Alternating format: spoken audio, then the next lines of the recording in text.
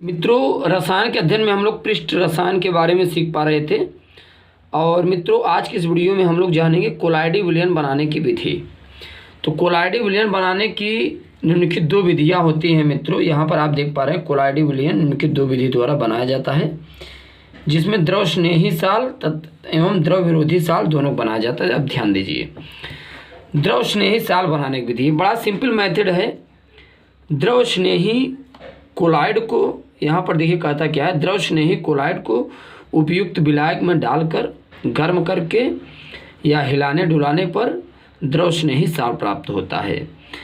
मित्रों, जो द्रव स्नेही साल होता है, जिस पदार्थ का कोलाइडी विलयन बनाना है, जैसे जिलेटिन, एल्बुमिन, हीमोग्लोबिन, किसी का भी आपको कोलाइडी विलयन बनाना हो, उपयुक्त विलायक में आप घोल लीजिए, थोड़ा गर्म करिए, हिलाइए डुलाइए, ठीक, तो द्रव स्नेही साल प्राप्त होगा। यहाँ पे थोड़ा आप सही लिखिए, यहाँ थोड़ा मिस्टेक हो गया है लिखने में।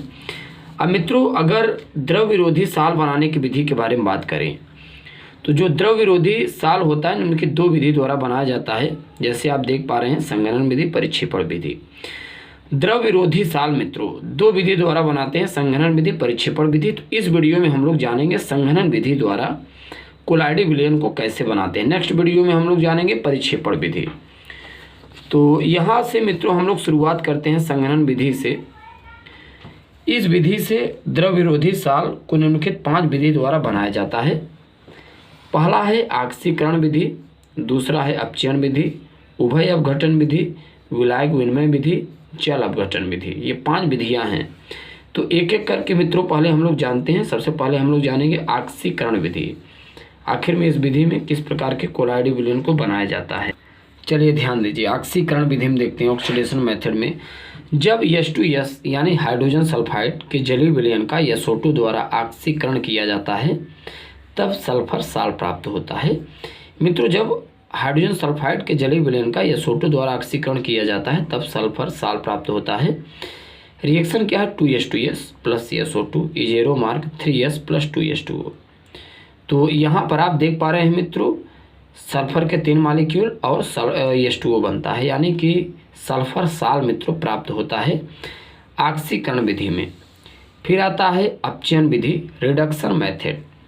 जब आरिक क्लोराइड का मतलब है मित्रों AuCl3, यहाँ पर होना चाहिए AuCl3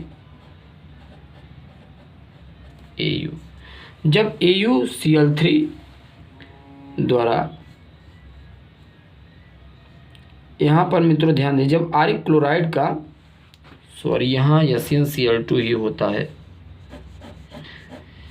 तो SnCl2 आरिक क्लोराइड का मतलब है मित्रों जैसे AuCl3, ठीक।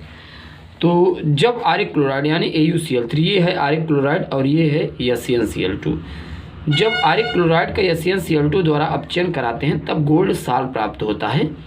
इसे पर्पल ऑफ कासियस भी कहा जाता है। यह हरे या बैगनी रंग का होता है। ये मित्रों आप देख पा रहे हैं SnCl2 है, ये आरिक क्लोराइड है। जब आरिक क्लोराइड यानी AuCl3 का SnCl2 द्वारा अपचयन कराते हैं, तब गोल्ड साल प्राप्त होता है। इसे पर्पल ऑफ कासियस भी कहते हैं, गोल्ड साल यानी Au, राइट। इसके बाद मित्रों आता है उभय अपघटन विधि, डबल डिकम्पोजिशन मेथड। क्या है उभय अपघटन विधि? जब आर्सेनियस ऑक्साइड की क्रिया हाइड्रोजन सल्फाइड से कराते हैं, तब आर्सेनियस सल्फाइड साल प्राप्त होता है। चलिए ध्यान दीजिए, जब आर्सेनियस ऑक्साइड की क्रिया हाइड्रोजन सल्फाइड से कराते हैं, तब आर्सेनियस सल्फाइड साल प्राप्त होता है।